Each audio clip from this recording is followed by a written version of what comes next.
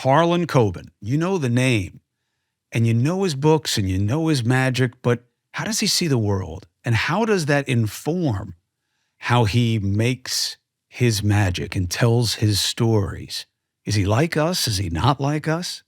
I'm Chris Cuomo. Welcome to the Chris Cuomo Project. What a big name we have. Harlan Coben, 30-plus books, tens and tens of millions, TV, streaming. He's killing it, the 6'4" power forward. And to speak with him about how he sees the world and the dynamics in his own life is such an amazing window into why he tells stories the way that he does and why we all love to consume what he makes. Thank you for subscribing and following and for wearing your independence as a free agent. I appreciate that. This is about respecting the deployed all over the world. Every time I see at any of the fishing expos I go to, anything that supports vets, try to help out. Why? Because they're helping us out. That's why. So thank you so much for being part of our efforts here. And the gift to you is Harlan Coben.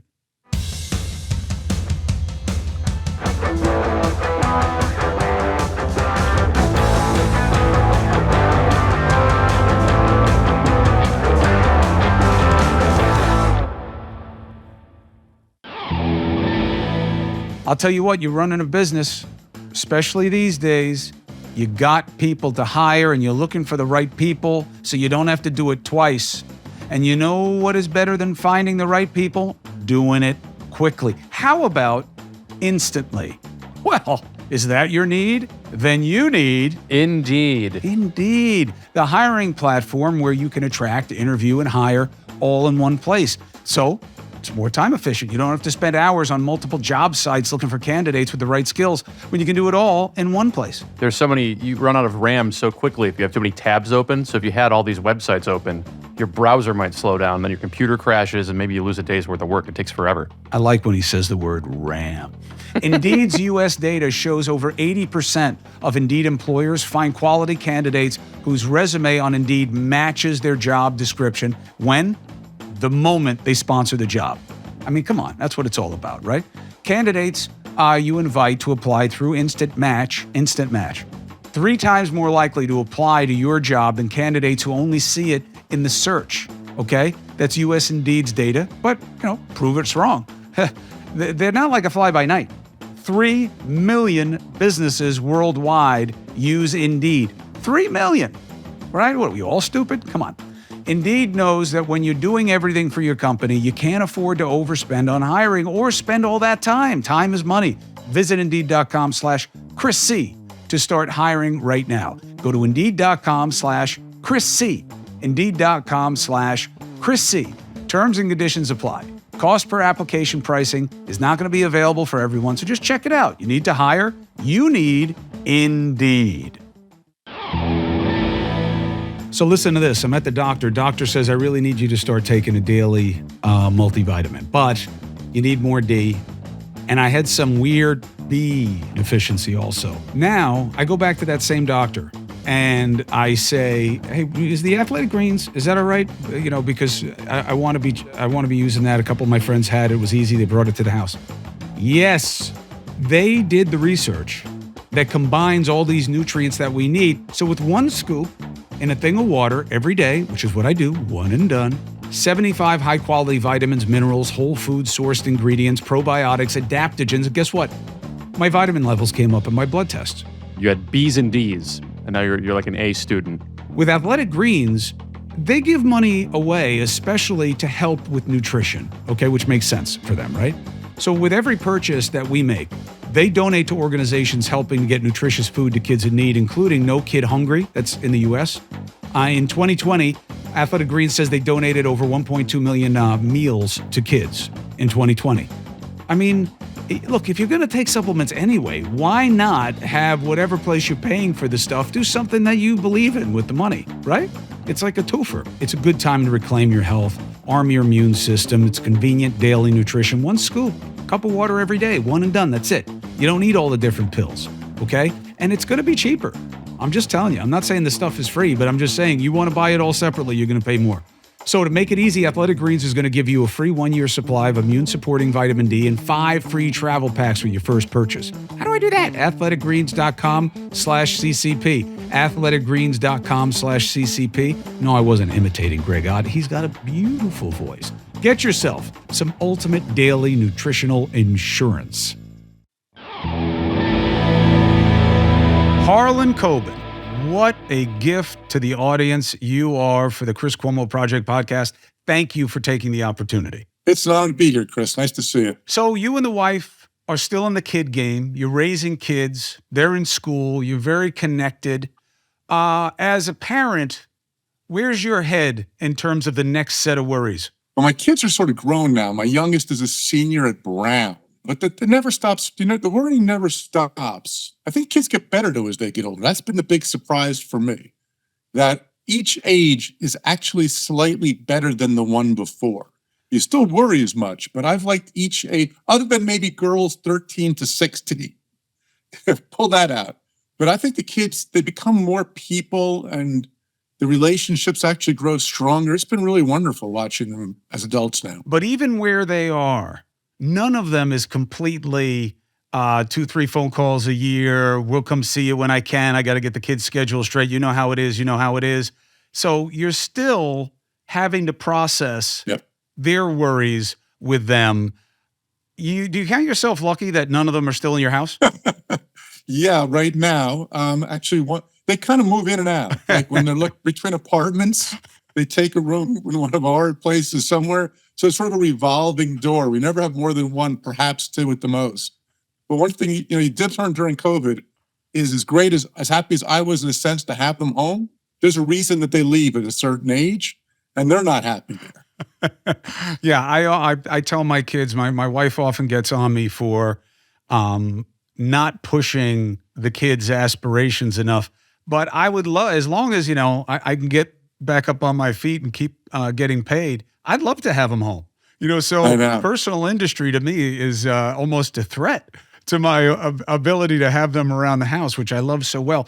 When you look at their world, what jumps out at you at how it is different than the one that we grew up in? I think it's tougher. I actually think I was born in 62. And I actually, but maybe every generation thinks this, maybe not, maybe it's the opposite. I think I grew up in like the best time period. The 70s were fantastic and the 80s were past the Vietnam War, the longest peace in America. Things seem to be getting better for almost everybody. I'm not saying the world was perfect by any stretch, but better than it had been ever before. We didn't yet have the pressures of the internet. I think that's been, social media, all of that sort of things. Again, we were too young for Nam, too old for Desert Storm. So I think you and I kind of, you're really young and I grew up in that sweet spot for America. Also, when we got out, we had even though I didn't take one of them, we sort of had set positions, right? Like you had certain banks visiting your college and law school and medical school, and people had direction and jobs waiting for them that they thought maybe, right or wrong, they were going to be able to have for life. And, it's just, I think it's a much harder world for these kids right now, which is the first generation. I think that really says that.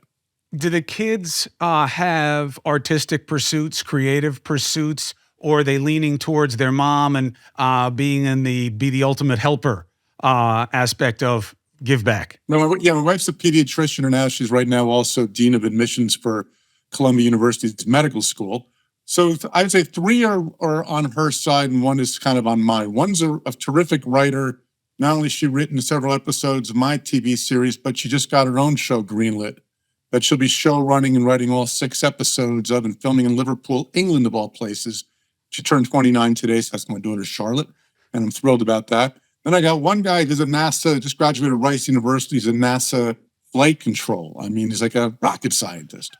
And another daughter who's a computational biology major. And when she tries to explain that to me, I'm like, whoa, slow down. This is Dad. I don't get it. I don't understand the word you're saying. So we got, a little bit of everything here. How much more satisfaction do you get out of their success than your own? A lot. It sounds a little corny, but when I'd gotten the call that my daughter Charlotte's show had been greenlit, kind of ran upstairs to tell my wife, and when I came in the room, she goes, "What's wrong? What's wrong?" I'm like, "What do you mean, what's wrong?" She goes, "You're crying. There's tears on your face." And I think all the parents out there are nodding.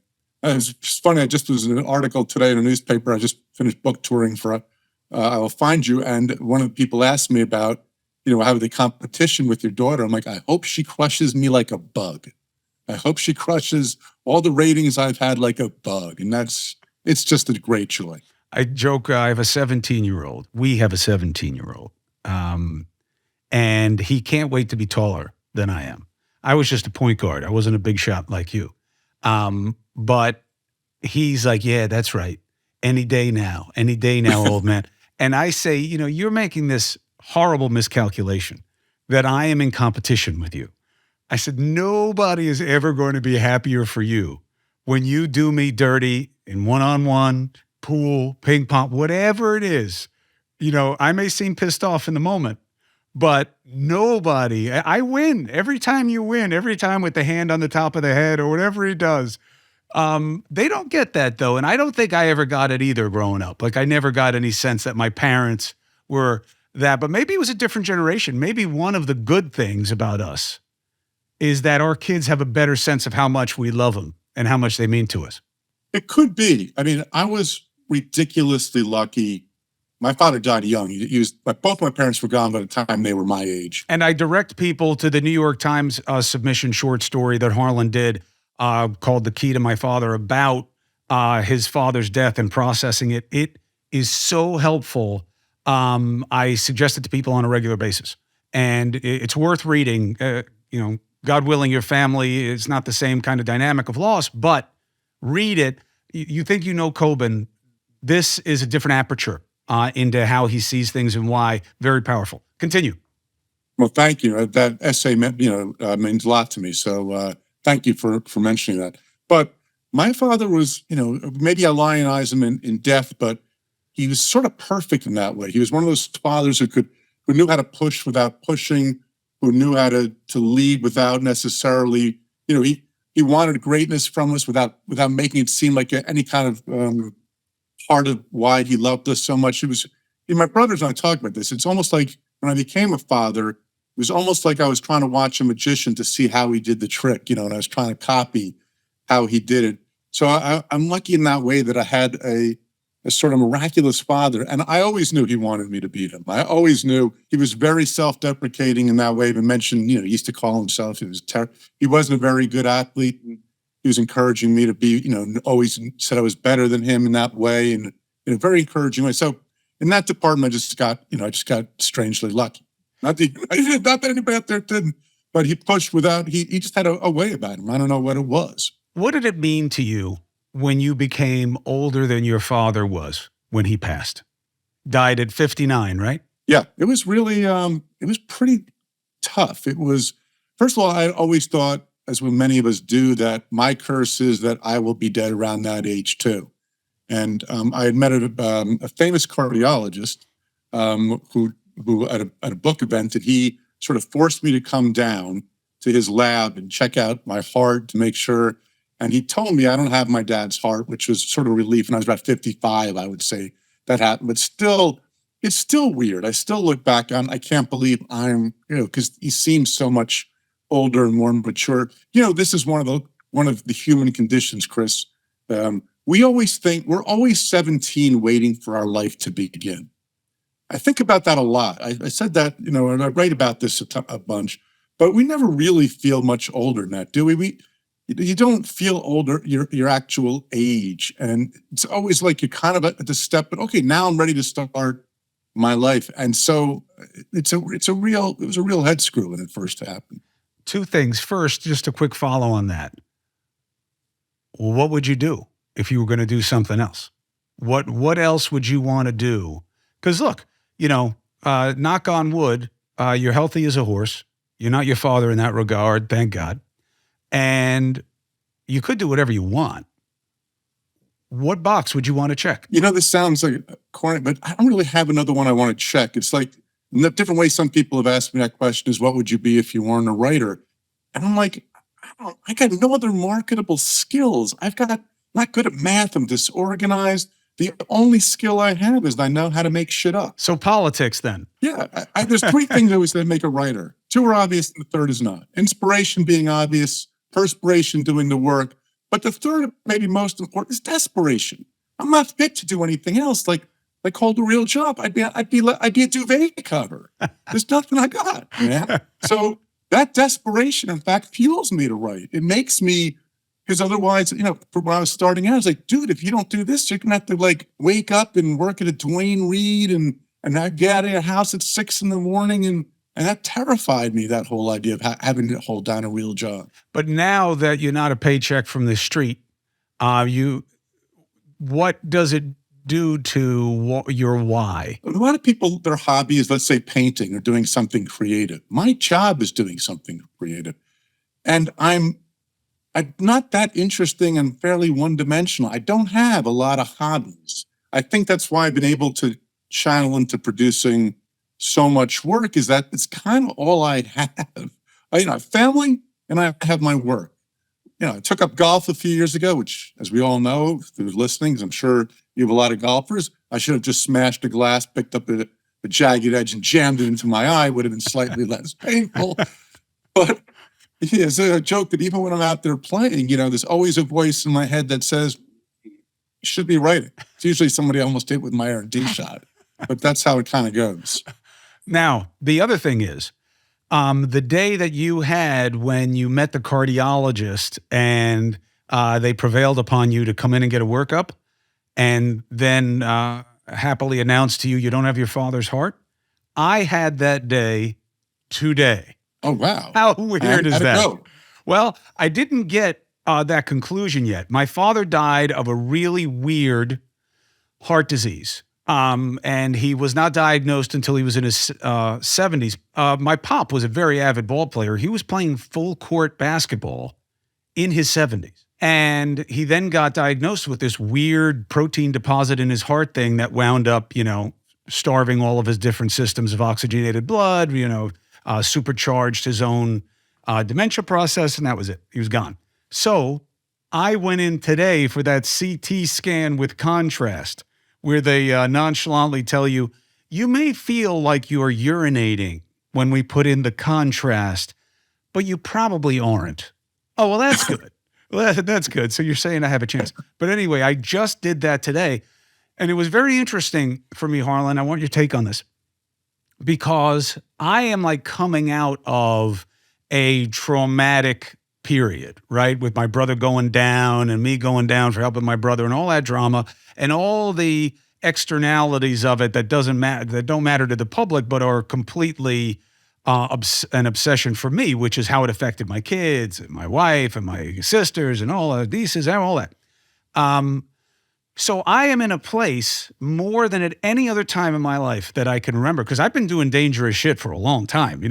This job, whether it's Iraq or Pakistan or Afghanistan or whatever it is, where I did not care what the guy was going to tell me when I did the scan today, or what my doctor, who's a woman, is going to tell me I don't really care. And it's not that I want to die. God forbid. I'm not that dramatic or that selfish. But it is interesting how life can change your perspective like that in ways that you would have never expected. I would never expect that. I wouldn't care whether or not I had my father's heart thing. I wanted to know. I was asking questions he didn't like when he was alive with his doctors. I'd be like, so you're saying it's genetic, but not his type? And he was like, well, excuse me, can I talk to my doctors for a second? But what do you think that does in terms of the shift of where your head and your heart are as you move through your own life and circumstances? What has surprised you the most? First of all, let me just say that's devastating, man. I mean, I get exactly what you mean. I can't imagine the loss of sleep, how that weighed on you, and how I'm just, sending you all kinds of positive vibes. And, that's very moving what you just actually said. As a writer, it's those moments you're always trying to write about. There's so many sliding doors in our life, and you go one way or the other. And a lot of times it's fate in some way, or it's just accidental, or it's the chaos theory, which is more what I believe, that just things kind of unravel. And part of what I read about is there's always life is fragile, man. You learn this the hard way, that these protective bubbles that we kind of have are, you sort of fight. Like I read about the American dream, and the American dream is really the worldwide dream. We sort of go out in suburbia and we get a picket fence and we have 2.4 kids and a two-car garage, and now life is perfect, right? And it kind of is, but that's also really frail. And that's a bubble that oftentimes in fiction, it's my job to sort of shatter or play around with. In that quiet pool, that's where you can make big ripples when you drop a stone. Choppy waves, you won't see the stone disappear. But in that kind of pool, so what you're saying is like a story to me. It's like it's a real narrative, and it's so honest and authentic as well, which has always been, I think, your strength anyway, as a broadcaster, that you're willing to bring that kind of authenticity. But I'm just genuinely moved by what you said. I think that the kind of wake up is just that, hey, look, they're all going to talk about this anyway. They're all going to write about this anyway.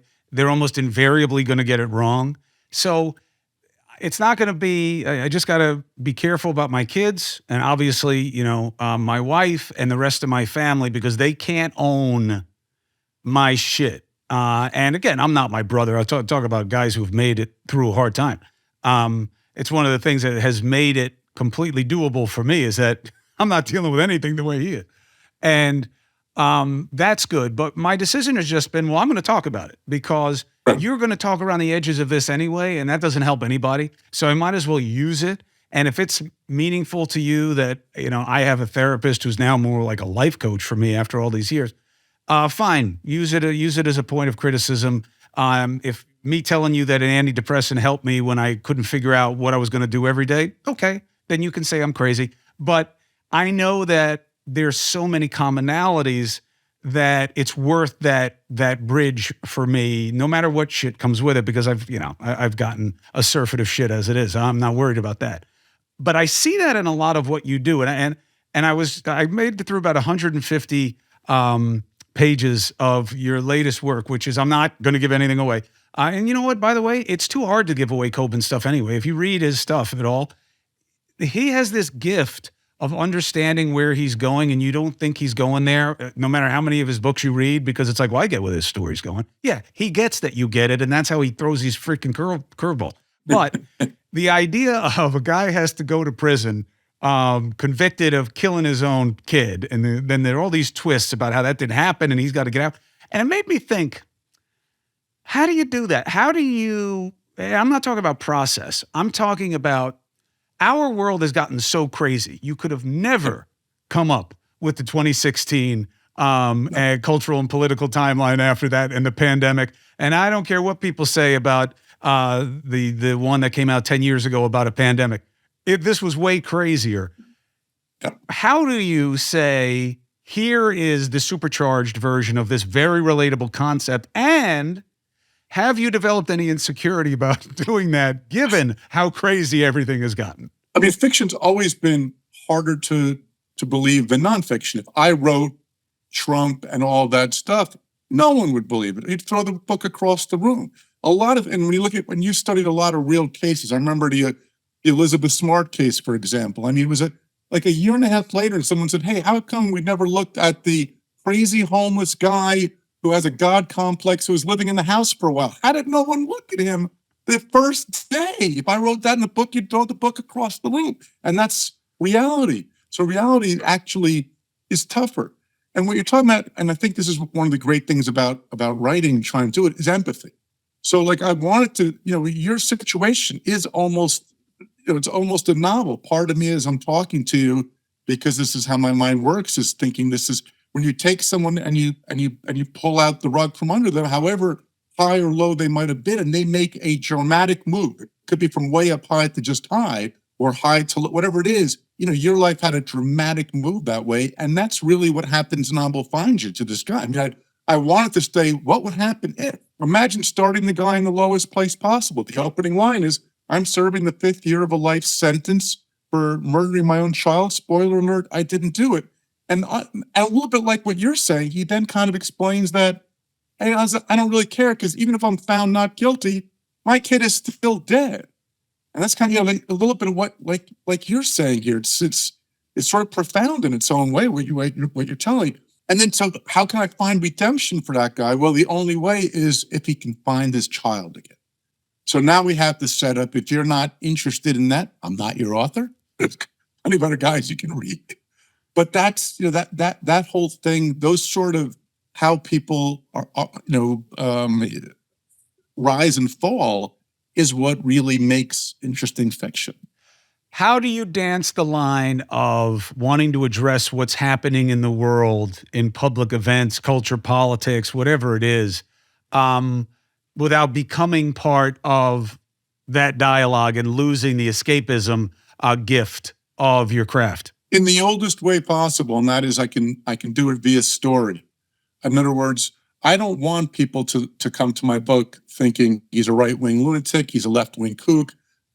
And I can actually change more minds by being subtle and not polemic. And as we know online or whatever else, no one's mind is changed that way. No one.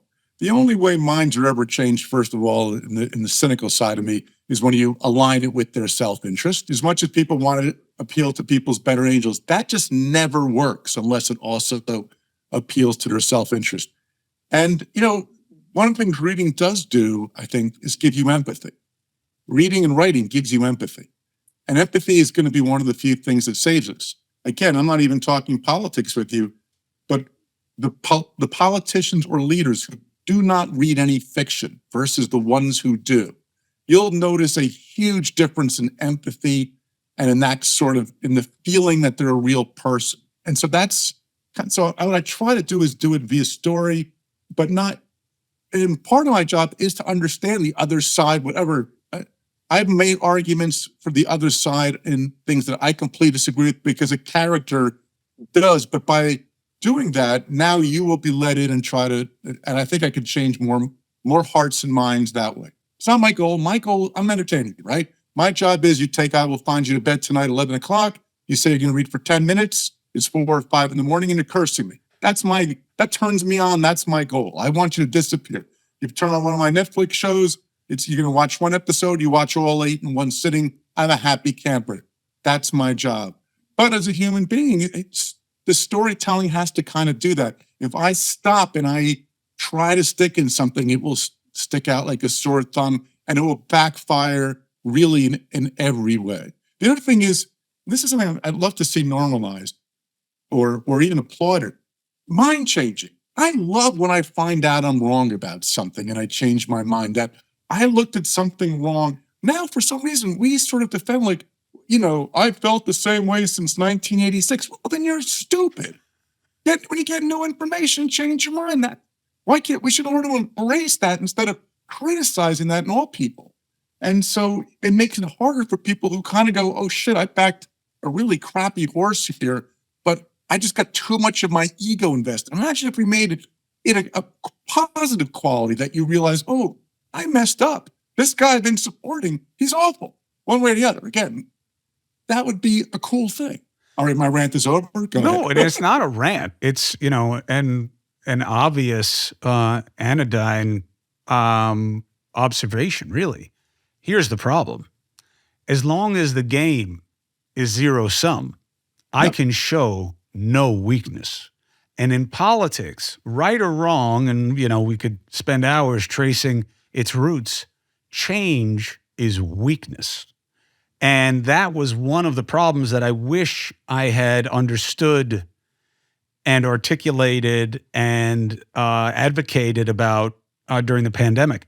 You should have never had a clinician as the face of the pandemic response. It had to be a politician because things were going to have to be finessed, nuanced. There was going to have to be a case made. You're going to have to convince people, even if you couldn't prove it to them, but you believe that this was the right thing. That's all politics.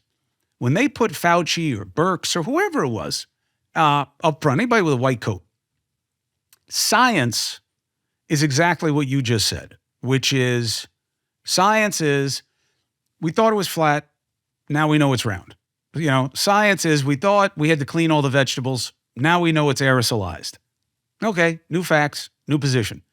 In politics, that's death. So what we did was we put a scientific standard in a political dynamic, and it played as weakness. Holy cow, the guy's changing his mind again. 1 minute, masks will make you sick. Nice. The next minute, this. Now this vaccine, they never tried it. It seeds doubt. And by the way, that is why, to not have to do your own homework if you're watching or listening to this, that's why in politics change is weakness, because it changes the dynamic of persuasion. People are not like Harlan Coben, where, I like a little doubt. I like when the person's not sure. I'm glad you can't give me an answer.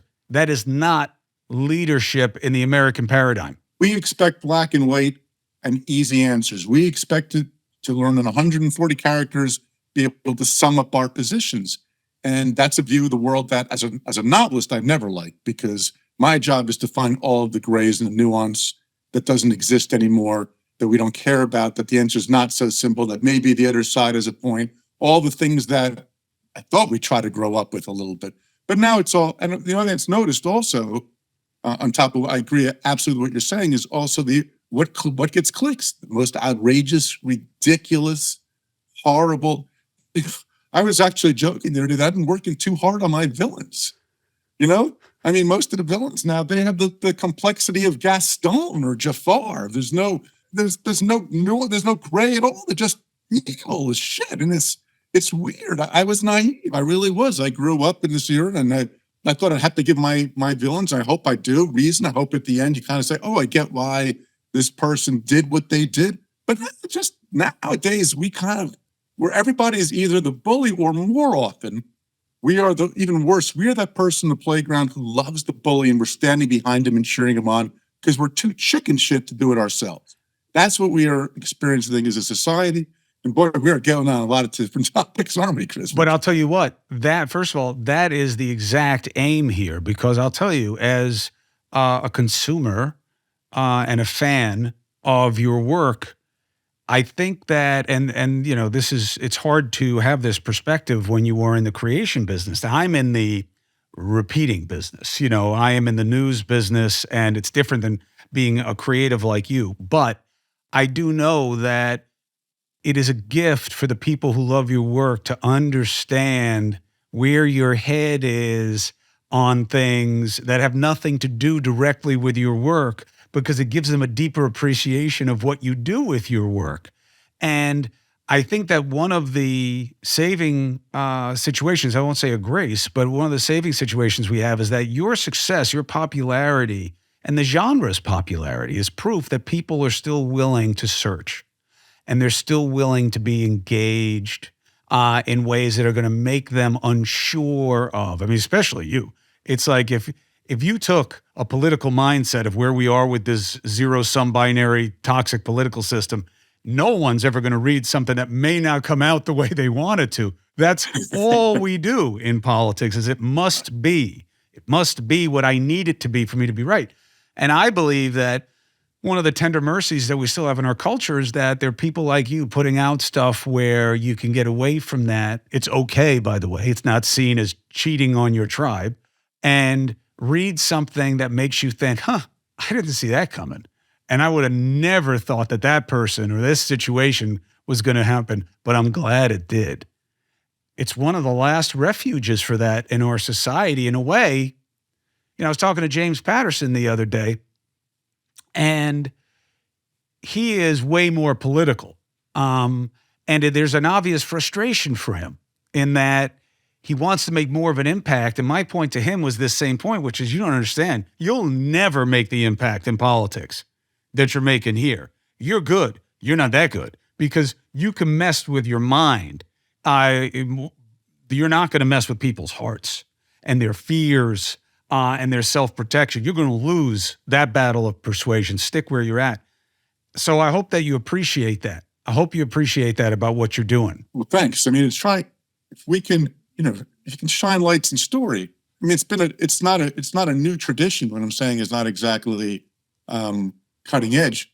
That serves as much a purpose. I mean, putting a certain block up on a tweet or whatever else, that's not changing anybody's mind. It's just pissing people off. True. And causing, in a way, you're feeding this beast even more. But I think it's a gift. That's why I was chasing after you. And as you said in the beginning, This is why I never listened to, to the guys who are predicting on shows like you used to be on, because no one gets it right. Literally, no one said like a guy in Tunisia is going to set himself on fire and that's going to start an Arab Spring. No one predicted we'd all be addicted to these phones that we hold all the time. No one predicted Trump or Biden. I mean, no one gets it right. You can have 500. No one gets it right. So I try not to pay attention to that kind of a thing and sort of do what I do via story. And one of the things that somebody once, I got early advice from an editor, which I try to follow, is my job as a writer is to take you where you don't exactly know you want to go.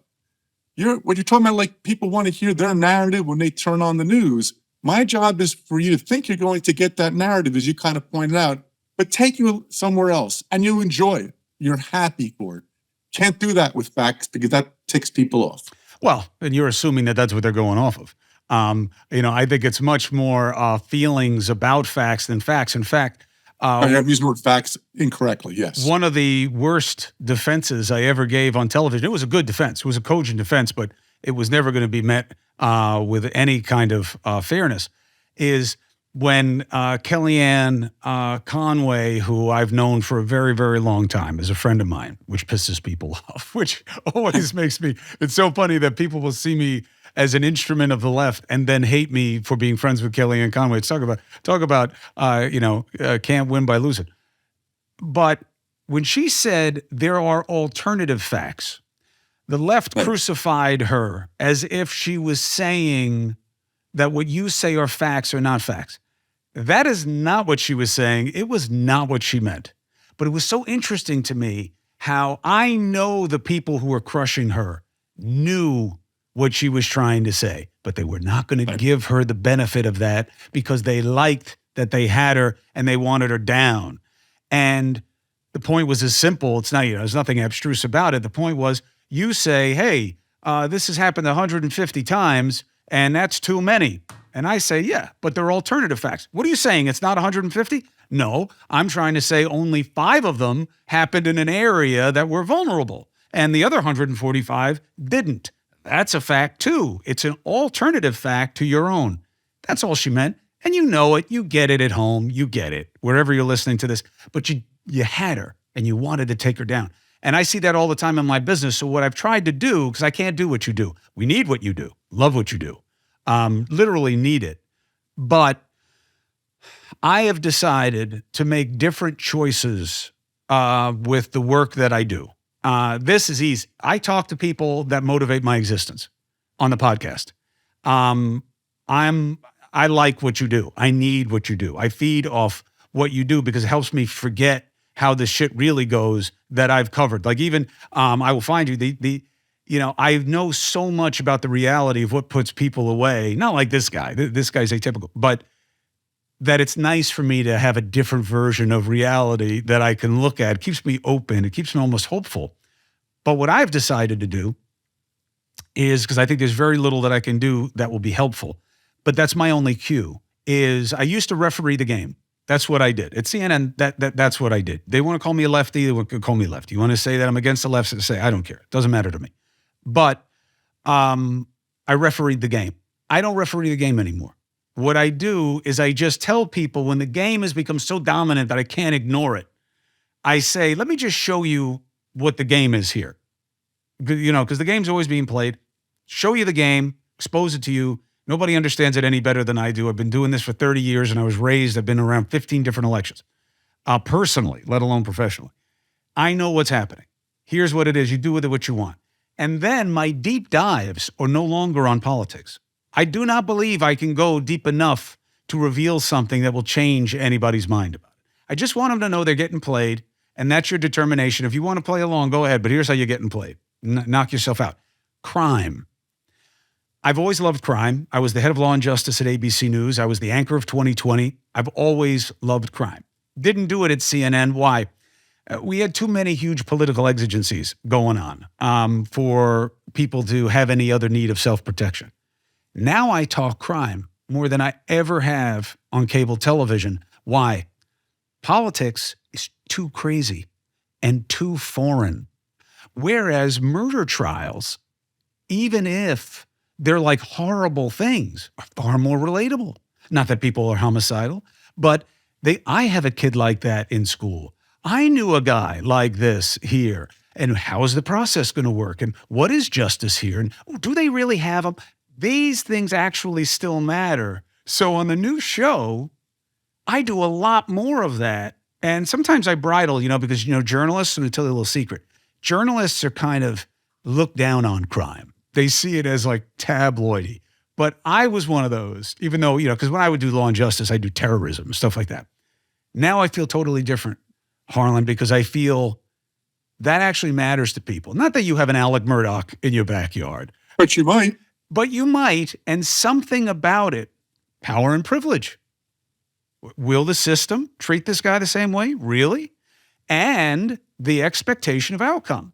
I don't know which way this is going to go. I thought the guy was 100% guilty until this, and now I don't really know. I see that as more valuable to people as connective tissue, to tie him to the institution of our democracy that matters, which is the administration of justice. Because if you look at it through the political lens, like what's going on in New York with the former president, you can't have a straight take on the system. You can only see it as part of the problem, no matter which side of the equation you're on. And that's as close as I can get to what you do, not because I'm fictionalizing anything, but you have a genius, particularly so, of telling stories that keep our heads in the world of the possible, but then you elevate with romanticism of outcome and process. You give us a sense of not just outcomes, but of ways things happen that are almost magical. I can't do that, but I can reveal the magic within the reality that we have. And I think that's the best thing that I can do. I don't think that there is any percentage in me making the case for anything, even like school shootings. Like last night, I did this thing on school shootings. I wasn't going to do anything. And Dusty, my EP, who I've made part of the show, that was another thing. There's no filter on my show. I mean, I don't curse because I'd get fired. But you want to know who's talking in my ear? I'm going to tell you who's talking in my ear and what they're saying. And when I don't believe something that you just said, I'll say, I don't remember that. I don't think that's the right date. Dusty, will you check Harlan right now and just see? All right, you keep saying what you're saying, but I'm going to check it. It's completely transparent. And, we even do phone calls on the show. And, we do it that way because I think it's the only way that I can help. And at the end of the day, that's why you're doing what you do. You help people. You give them a distraction from their reality that actually helps them connect to reality. But certainly, yeah, I mean, I try it. It's old-fashioned tradition. It's it's storytelling. It's a tradition as old as time. And the fact that you're able, that's how we used to learn. That's how we used to be taught. And even, you're talking this political stuff. I've sort of concluded it's a little bit like fandom, or religion or cults. But if you're a Yankees fan and you find out the Yankee manager is a cheat and beats his wife and does horrible things, you don't become a Red Sox fan. Right. You stay a Yankees fan. And that's where you're talking about Kellyanne Conway or whatever else. They're going to stay the Yankees fan. They're going to stay the Red Sox fans. And we know this is true because we saw it with the Yankees with Billy Martin. You knew he was a bum. He almost made us blow Reggie Jackson. And you still liked him. I like his spunk. Yeah, exactly. All of a sudden, the guy, hockey's even the best when you have somebody who's the goon on the other team. Now he's on your team. Love he's your him. favorite player. And talking about refereeing even, and I hope you don't get too many calls about this, but like when Tom Brady had his deflation gate, if you're a Patriots fan, you saw it one way, and if you're not, you saw it another way. And that's a referee issue. Like you were saying, trying to be the referee on the air. Why are people still saying left to right? Everyone just has now, it's like everybody's sort of pretending they're a lawyer in court and just looking for evidence, truthful or not, that's going to back their particular narrative. Yeah. And so what you try to do with fiction is to just show what that person is sort of thinking inside in their own philosophies that have led them to this place where they are. Because people, whatever you want to say, as I said, I'm making my villains too complex. But I think by learning their origin stories and by doing it in a story way, it may help people see other truths. Who knows? You try your best. What can you do? Oh, no, I think it absolutely does because it expands the realm of possibility of outcome. And that's what's in such short supply in our society today, because I don't even see it as a political issue. I really don't. I don't see anything that's happening in politics as residing only there. It's all cultural development. This all is tribal. cataclysm of a heterogeneous young culture where the only thing we have that knit us together are our events and our rules. Because we don't have color, type, ethnicity. We don't have any of those things that homogenous countries get as an advantage. Now, I think we're better off. I think diversity wins every time, which is why America has been so tough to beat on so many different levels. But we're in cataclysm. So whatever's happening politically is happening everywhere. And you talk to people and you see the resistance. I have a buddy, one of my buddies who's a fan of yours. He was like, hit me over the head with something. We're getting the boats ready to go back in because the season's starting. And he's like, with this transgender thing, this lady, the swimmer, and I said, transgender people in sports is an obvious source of controversy. It's also like a small slice of a small slice of a small slice. You're making it sound like, this is happening every day in every school. And he's like, oh, come on. You don't think it's weird? I said, here's what I think. Why do you care what I decide to call myself? I show up tomorrow and I say, you know what? I've been fighting a fight my whole life. And I'm not a guy. I'm just not. I don't feel like it. This is how I want to live. This is how I want to be. Now, you got a choice. Am I still your friend or am I not your friend? Even if you think what I'm doing is weird. Why is it any more to you than that? If you don't like it, then don't accept it, but it's not your life. And he was like, oh, yeah, but now they want us. See? And that was it. I said, see, you were with me for a second. For a second, that's the way we would deal with it. This is my friend. This is my friend's kid. How do I feel? How can I help? I love them. Do I want to deal with what they're dealing with? No, I don't see it as a positive. I see it as a real turmoil. But now you took it to the they and the us. See, so it's everywhere. And what you do is give all of us an opening on the realm of possibility. Now, let me ask you one other thing. You're in all these TV projects, small screen, big screen. Do you enjoy the development of the visual the way you do the written? They're different, but I enjoyed them both. Yeah. I mean, there's something, it's funny, writing and books are, I think, more magical and all of that. But I think Stephen King said it. Movies and TV are cool. I just came back. I was on a set of mine in Manchester, England for a new show. And every time I go on a set, I'm like seeing all these actors and cast and crew. And I think I was sitting here in my house in New Jersey. I came up with this weird idea. And now hundreds of people are putting it to life, and Netflix is going to push a button. It's going to be in 200 countries with 200 million. And that's heady, and really, it's just something really cool about watching your vision be brought to life, even if it's not exactly how you saw it, even if there's parts of it, you would change or whatever, because it's now collaborative. It's fun, it's special. And for me as a storyteller, that I now have two ways of doing it, not just the books, which are still my main source of pride and joy, but I also have these TV shows that frankly are watched by many more people than read any book. In 2 days of a TV, I think when The Stranger came out on Netflix, and in 2 days they had 300 million hours of viewing or whatever it is. So it's fun. I mean, part of it at this age too is I want to do stuff I'm just having fun with.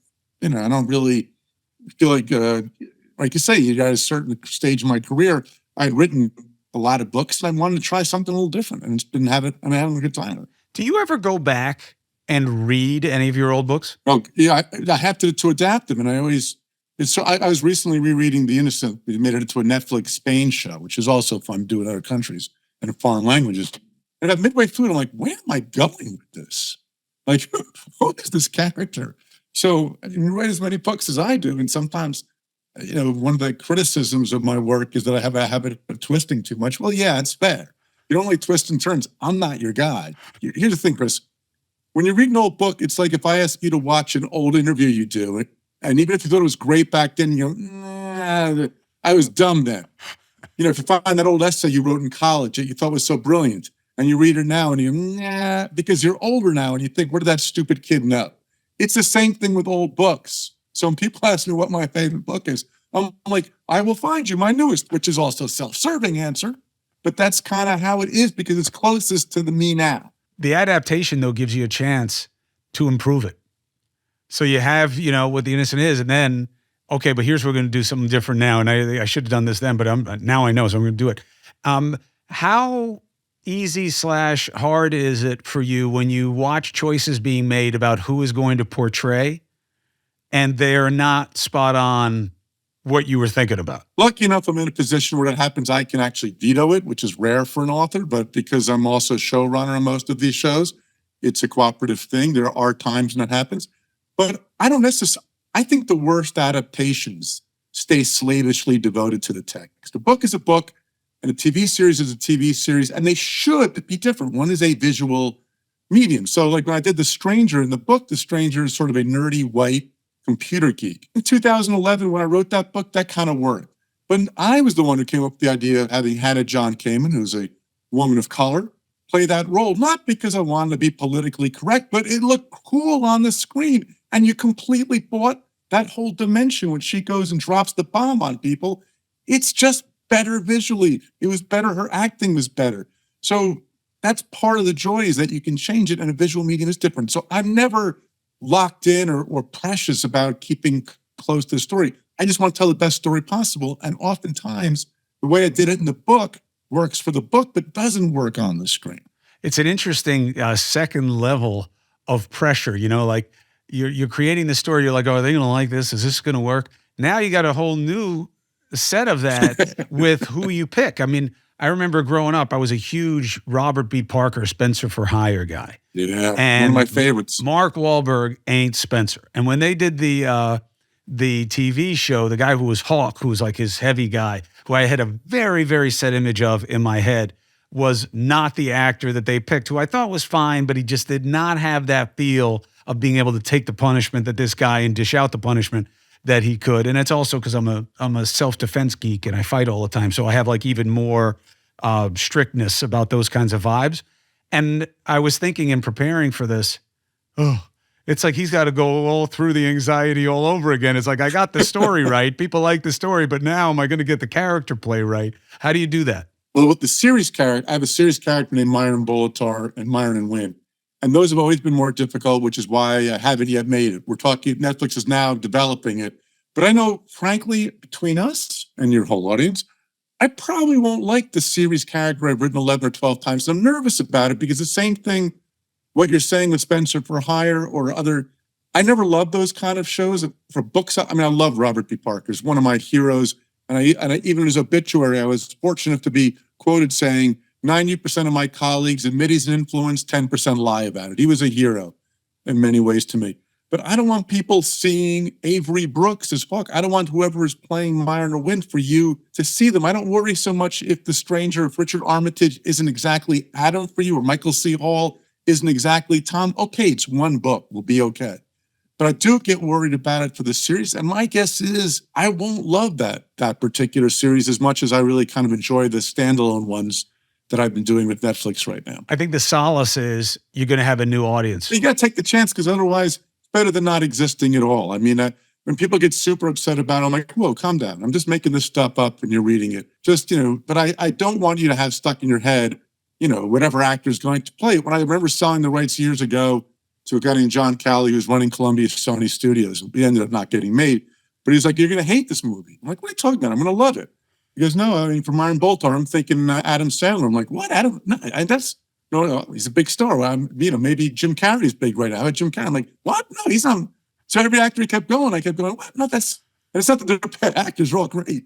But they weren't Myron Bolitar in my head. And that's just part of what you got to put up with. I like that you called yourself in one of these articles the Jerry Lewis of this fiction genre. And I'll tell you what, I'll give you it because I was a huge Jerry Lewis fan, and it was always remarkable to me, and I don't know anybody else who has achieved this. He was so not who he played and how he played.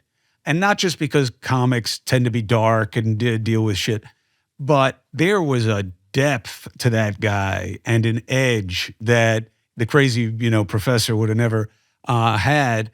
And I think that it is one of the best gifts of a creative to be able to deliver what they are not. You know what I mean? Like for an actor, okay, it's hard to be a good actor, but there are plenty of good actors that play themselves in different roles. again and again and again, and we're just fine with it because we like the movie. You do something different, and I think it's great, and I think it's needed, and I think it's appreciated, and that's why we chased you down to have you on the Chris Cuomo Project. Thank you very Harlan. much. I appreciate you. Glad to be caught. I love what you're doing. I love why you're doing it and how, and I wish you every success. And I look forward to it because I need it. I need to consume what you're putting out. And Chris, just one thing back to you when you were talking before. It's like one of my favorite quotes that I'd use in a lot of books is the Yiddish expression, man plans, God laughs. Yeah. In 5 years from now, you're going to be in a place, my guess is better than you think, but definitely not going to be where you think. And that's exciting, I think. Man plans, God laughs, as you know better than anybody. But that happens all the time. So you are right. I am okay. I'm all right. I'm all right. You don't know what's going to come, and I'm okay with that because I know what I control. I know what I don't. Maybe better than any other time in my life. And I appreciate the well-wishing, and I look forward to reading you all along the way. And if you want my story, you can have it.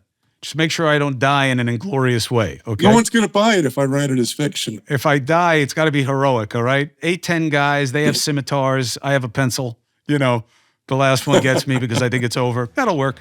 Harlan Coben, thank you very much, brother. Be well and continued success. Thanks very much, Chris. Nice talking to you.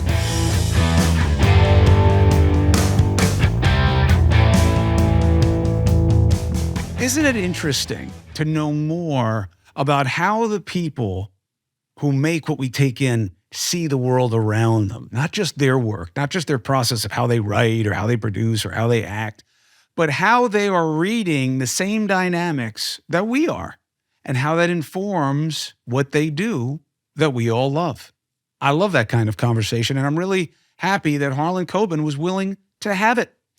So thank you for subscribing and following and wearing your independence and for following on News Nation. Yes, it pains me that so many of you still don't know that I'm back on cable television doing news. But I'm at News Nation, and we'll put a link up for you to find the show. And please do 8 and 11 p.m. Eastern, 5 days a week. It's great to have you. Thank you for having me. I'll see you next time.